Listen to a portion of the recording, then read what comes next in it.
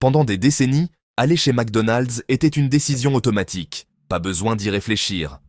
Vous saviez exactement ce que vous alliez trouver. De la nourriture rapide, bon marché et toujours la même.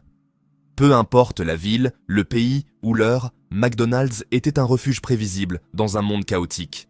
Mais aujourd'hui, quelque chose s'est brisé, des millions de personnes arrêtent d'y aller, non pas à cause d'une mode passagère ou d'un simple coup de tête, mais parce que l'expérience globale n'a plus de sens. Le plus inquiétant, ce n'est pas que McDonald's perde des clients, mais que beaucoup d'entre eux n'ont aucune intention de revenir. Dans cette vidéo, nous allons analyser, pas à pas, comment l'une des marques les plus puissantes de la planète a progressivement détruit tout ce qui a fait sa grandeur.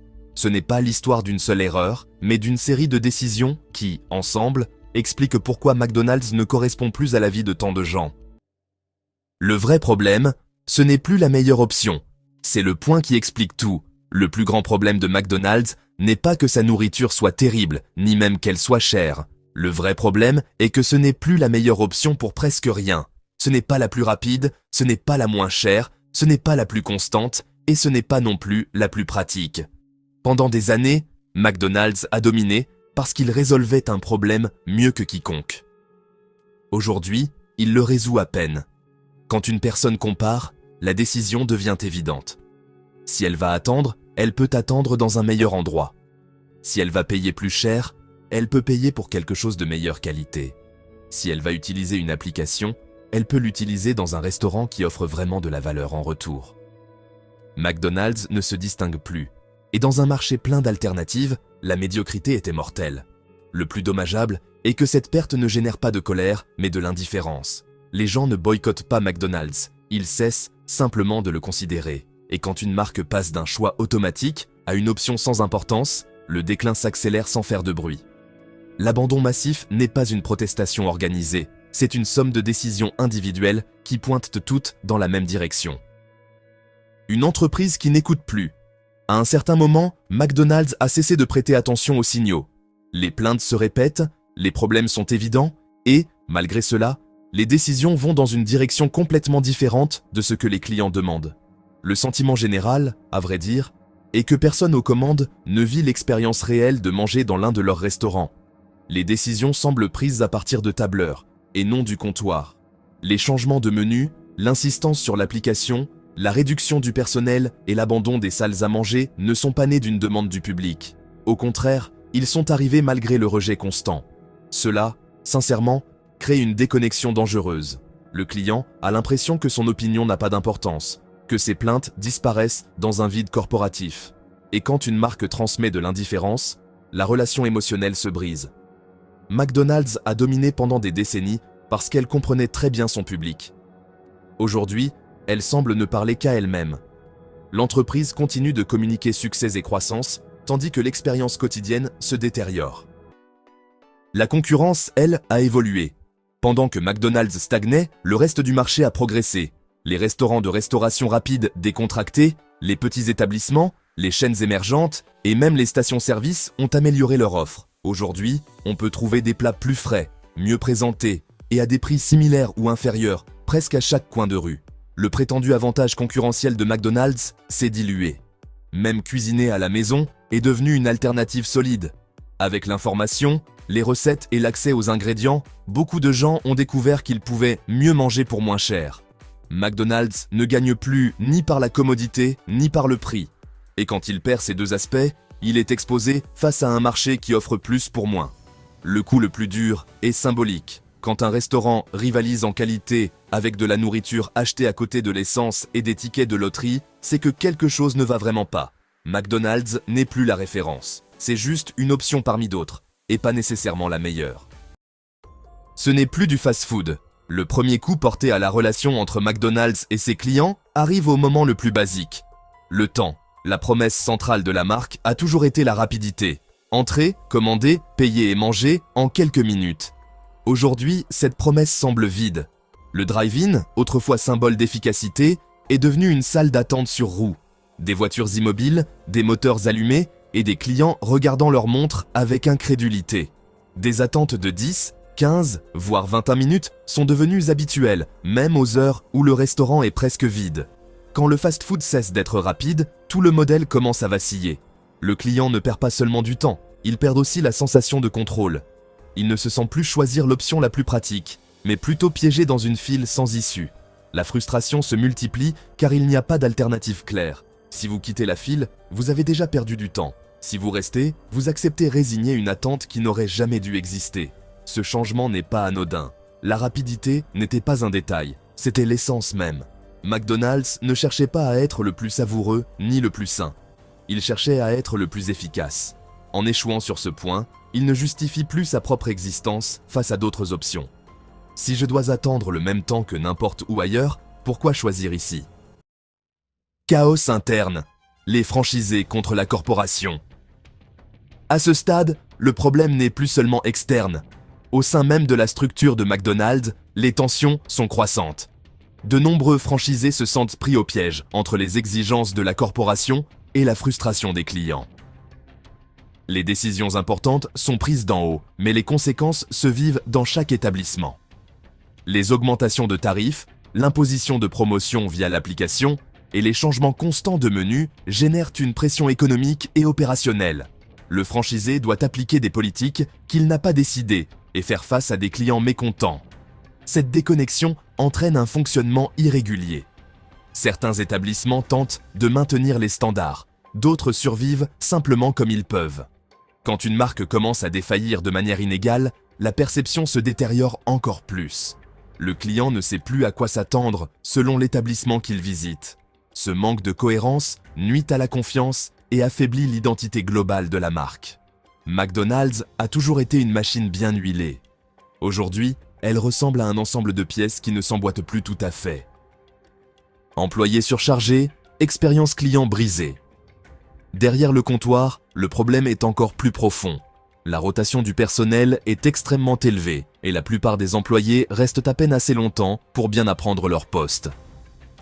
Des salaires bas, des quarts de travail exigeants et une pression constante créent un environnement où la motivation s'évapore rapidement. Le résultat est visible, des erreurs, de la lenteur et un service de plus en plus froid. Un restaurant ne peut pas bien fonctionner si ceux qui le font tourner sont épuisés. De nombreux employés font le travail de plusieurs personnes en même temps. Ils prennent les commandes, préparent la nourriture, nettoient et encaissent sans relâche. Dans ces conditions, la qualité passe au second plan. Non pas parce qu'ils ne veulent pas mieux faire, mais parce qu'ils ne le peuvent pas. La survie personnelle l'emporte sur la satisfaction du client. Quand le personnel est épuisé, l'expérience client en pâtit directement. Il n'y a pas de sourire, pas de patience et pas de marge pour soigner les détails. McDonald's a bâti son empire sur des processus simples et reproductibles. Mais ces processus nécessitent une stabilité humaine. Sans elle, tout devient chaotique, aussi bon soit dans les manuels. D'un restaurant populaire à un luxe absurde. Pendant de nombreuses années, McDonald's était l'endroit où l'on allait quand on ne voulait pas trop réfléchir. C'était bon marché, prévisible et accessible à presque tout le monde. Les étudiants fauchés, les familles nombreuses, les travailleurs pressés, tous y trouvaient une solution rapide. Aujourd'hui, cette identité a disparu. McDonald's n'est plus perçu comme un restaurant populaire, mais n'offre pas non plus une expérience qui justifie des prix plus élevés. Il est coincé dans un entre-deux. Le problème n'est pas seulement que les prix ont augmenté, mais qu'ils ont augmenté sans amélioration réelle de ce qui est proposé. Le client a l'impression qu'on lui vend de la nourriture bas de gamme au prix de quelque chose qu'elle n'est pas. Cette contradiction génère du rejet. Quand on paie plus cher, on s'attend à plus. Un meilleur service, un meilleur produit, ou du moins une expérience soignée. Mais chez McDonald's, c'est le contraire. Des prix plus élevés, accompagnés de plus d'erreurs, plus d'attentes et moins de soins. Cette déconnexion est particulièrement difficile pour ceux qui ont grandi avec la marque. Pour beaucoup, McDonald's faisait partie de leur enfance, de leurs moments en famille, d'une époque où manger à l'extérieur n'était pas un luxe.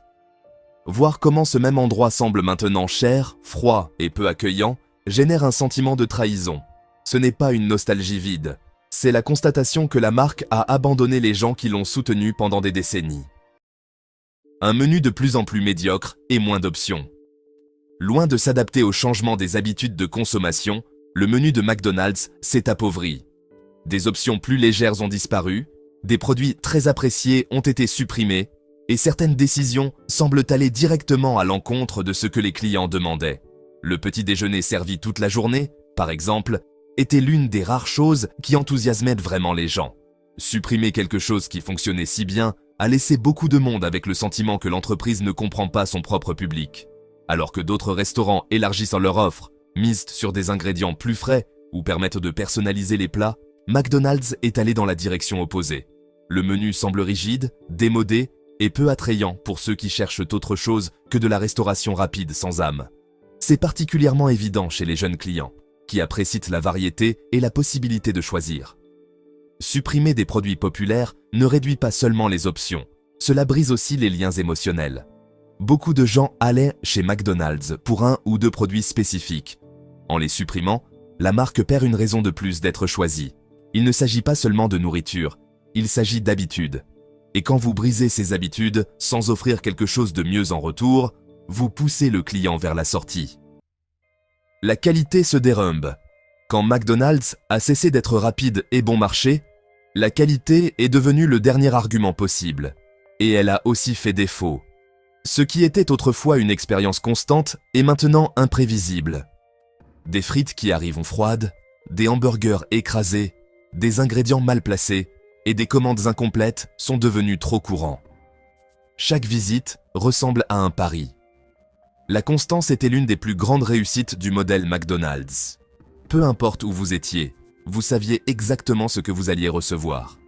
Aujourd'hui, cette certitude a disparu. La différence entre l'image du menu et la nourriture réelle est de plus en plus évidente, et cet écart mine la confiance. Quand une personne ne fait plus confiance à l'idée de recevoir quelque chose de minimalement décent, elle commence à chercher des alternatives. De plus, le sentiment de négligence est constant. Ce n'est pas une erreur ponctuelle, c'est un schéma. Et quand les erreurs se répètent, le client cesse d'être compréhensif. Il ne s'agit pas d'exiger la perfection, mais d'attendre le minimum. McDonald's ne respecte même plus cela, et cette perte de fiabilité est dévastatrice pour une marque construite sur la répétition et la routine. La technologie qui promettait d'aider a tout empiré. Pour résoudre les problèmes de rapidité, McDonald's a misé gros sur la technologie. Applications, commandes mobiles, bornes numériques et écrans dynamiques. En théorie, tout devait être plus rapide et plus pratique. Dans la pratique, ce fut le contraire. Les applications plantent aux heures de pointe, les commandes se dupliquent ou disparaissent et les délais de retrait deviennent de simples suggestions sans réelle valeur. Le client fait tout correctement et finit quand même par attendre. De plus, l'expérience est devenue confuse. Des menus qui changent d'écran avant même qu'on ait pu les lire, des offres cachées derrière plusieurs clics et des systèmes qui semblent davantage conçus pour pousser des promotions que pour faciliter une décision. Commander de la nourriture semble étrange, presque comme utiliser un distributeur automatique défectueux. Il y a quelque chose d'encore plus irritant. Le client fait maintenant une partie du travail. Il se sert, entre sa commande, corrige les erreurs et paie quand même plus cher. L'automatisation n'a pas réduit les prix ni amélioré le service. Elle a simplement transféré l'effort de l'employé vers le consommateur. Au lieu de se sentir servi, le client a l'impression de gérer un système maladroit qui ne fonctionne pas comme il le devrait.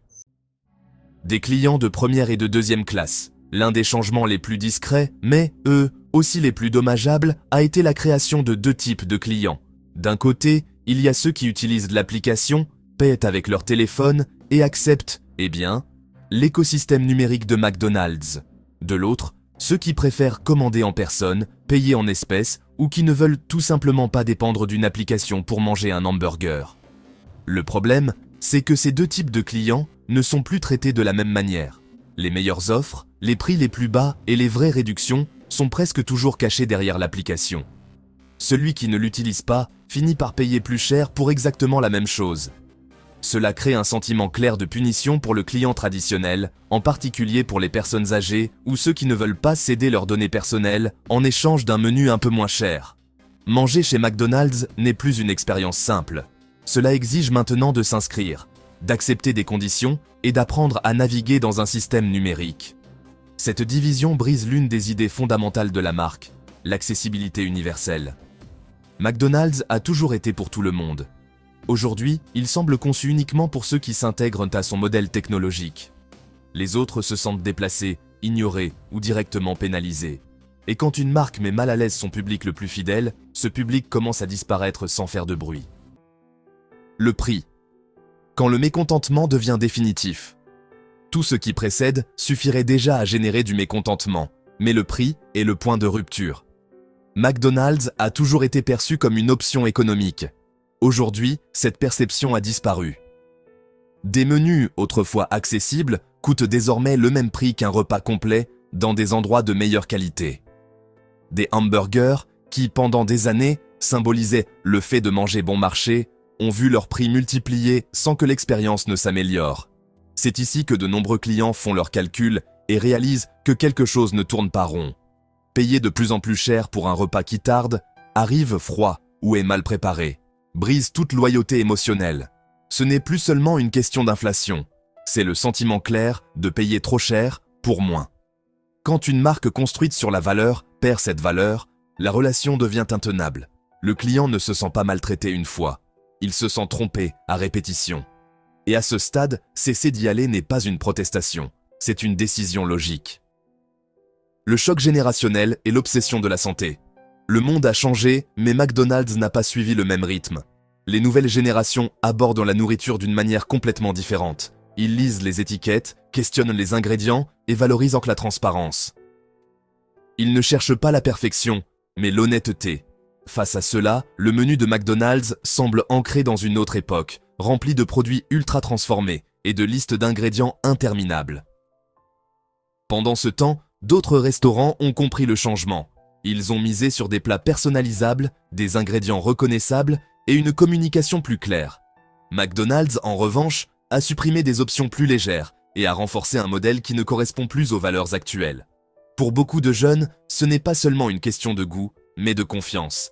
Et cette confiance a été perdue. Ce choc générationnel est essentiel pour comprendre l'abandon progressif. Il ne s'agit pas que les jeunes détestent McDonald's, ils n'en ont tout simplement pas besoin. Ils ne le voient pas comme une option attrayante ou en accord avec leur mode de consommation.